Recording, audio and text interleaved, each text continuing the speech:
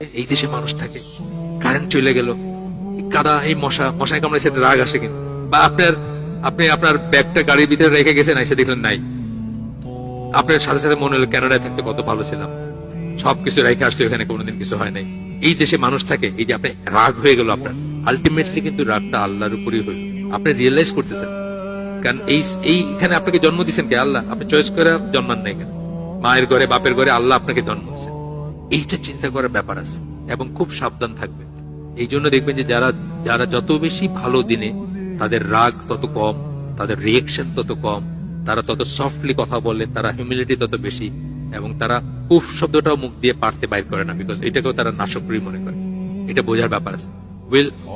যে আল্লাহর ইসের উপর রাগ করবে, আল্লাহর নির্ধারণের উপর, কেন আমার পাসপোর্ট 2 করলো আল্লাহ, বা কেন আমারে কালা করলো, কালা করে জন্ম দিল, আছে না?